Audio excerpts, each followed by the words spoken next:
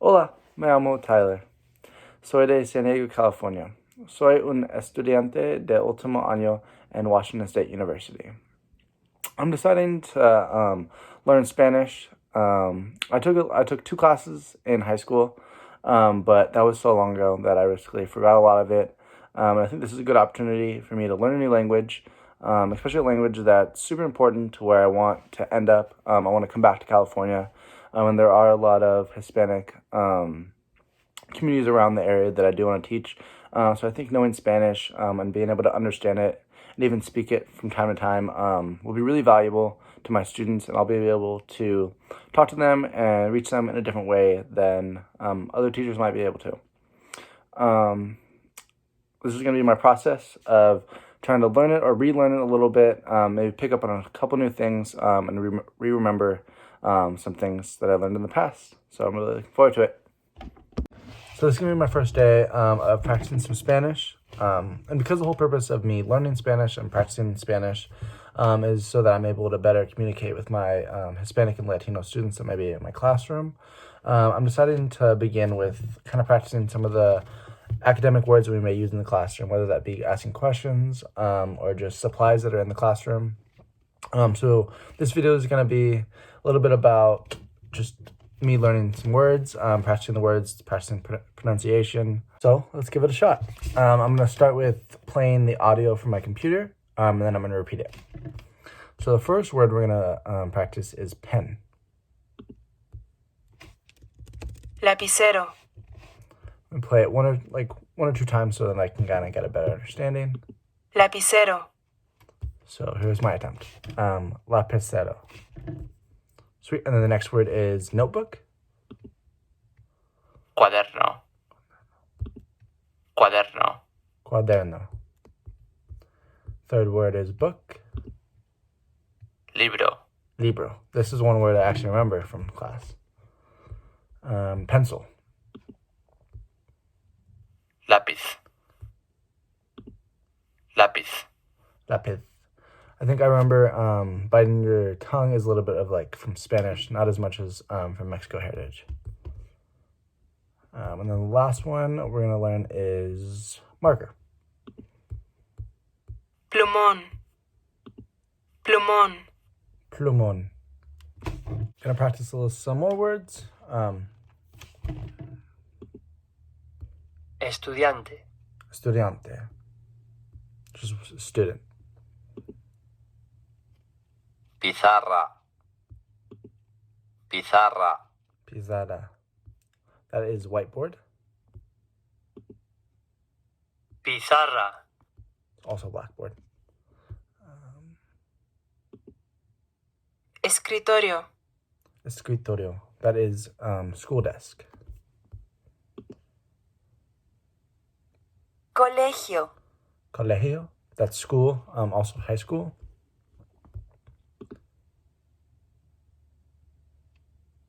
Silla. Silla is school chair. This next one's really important. Salón de clases. Salón de clases. That's classroom. I think that's one that I'm going to use a lot in the classroom. Examen. Examen, which is test. And the last one, Profesora. profesora, which is teacher. So today, I decided to practice some phrases and kind of putting together some of the vocabulary words I learned yesterday and kind of putting them to use. And the section that I'm using today is titled 10 Phrases for Surviving Back to School. I'm not going to go through all 10, but I'm going to say a couple of the phrases that I found were most important. So to buy school supplies is comprar material escolar. And then the second one that I want to share is to do group work, which is hacer un trabajo en grupo. And the third one is start classes. So that is empezar las clases. And then the final two, this next one is go to school. So ir al colegio. And then the last one is to take an exam, which is hacer un examen. I thought this was something that was really good to focus on because these are some phrases and some terms that I would use in my classroom if I were talking to students who don't speak English or are very not fluent in English. So I think these are very simple phrases that I could use in the classroom and found really useful. So yesterday I focused on phrases and I practiced some more on my pronunciations, which is something that I think I lack in a little bit, but I think that's something that comes with time. So today I decided to kind of dive into some questions that I may hear from students. And the section that this section is called is top 5 phrases you will hear in a classroom. And as I was kind of glancing over it, I was just kind of like recognizing that these are some questions that I realistically think that I would hear from students or I would ask students. So I wanted to practice a little bit here. So I'm going to go over the top 5. So the first one is, excuse me, I have a question. This is something that I would hear from a student, obviously, if they have a question for me, but also I could use if I have a question for them, which is, pardon, tengo una pregunta. And I remember that pregunta means question. I remember that from when I took it in high school. And then the second one is, how do you say that? And then in quotation marks in Spanish. This is something that I feel like I would totally use in the classroom, which is, ¿cómo se dice? And then the third one is, what does that mean? Which is totally something, again, that I feel like I would use and students would use inside the classroom, which is, ¿qué quiere decir? Then the fourth one is, how is that written? Or in quotation marks, spelled? Which is, ¿cómo se escribe?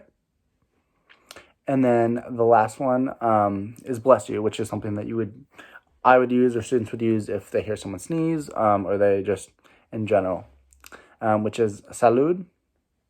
Yeah, and I think that these are really important questions. And although they're very simple, I feel like they're very useful because if I were able to hear these in the classroom, I would be like, oh, okay, I understand that. I remember that. And in the same breath, that if I were to come to a student and ask them these questions, they would understand me and we'd be able to meet each other in the middle. So today is going to be my last day practicing some Spanish, and most of the day I've just been spending some time practicing some tenses and kind of working on the present, past, and present progressive, because I remember, from what I remember from high school, that was something that I kind of struggled with. It's also a huge part of Spanish and one of the main differences between Spanish and English. So today I'm going to take two sentence examples and kind of just go through the present tense, then the present progressive tense, and then the past tense.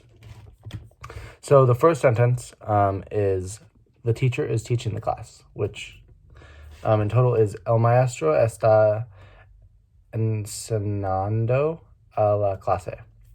So the present tense is, el maestro enseña a la clase, which of course in English translates to the teacher teaches the class. And then here's the present progressive tense, which is, el maestro está enseñando a la clase, which is the teacher is teaching the class. And then the past tense, which is, el maestro enseñó a la clase, which is the teacher taught the class. And then the second sentence is, the elementary school students understand the question, which is, los estudiantes de primaria entienden la pregunta. And the present tense is, los estudiantes de primaria entienden la pregunta, which is the elementary school students understand the question. Present progressive is, los estudiantes de primaria están entiendo la pregunta. And then the past tense is, los estudiantes de primaria entendieron la pregunta, which is the elementary school students understood the question. Again, this is something I sound very rusty, very much not fluent, but this is something that I kind of struggled with in high school, so I think it's good to get some practice in it. After all this time and being taking realistically 6 years off of not learning Spanish. Some things come back to mind, but other things kind of didn't. And this is something that I felt like was something that I really wanted to work on, especially something that takes me to the next level of understanding the language. All in all, I really enjoyed this process. I thought it was a really good opportunity for me to practice some of my Spanish, relearn some things, and even learn some new things. And this really gave me the opportunity to really think about why is it important to know a different language, or maybe not even be fluent in it, but fluent enough to be able to understand what my students need or want, or just understanding some words that I may hear in my classroom, so I'm able to better support my students. I really enjoyed this process, and I'm glad that I had the opportunity to do this.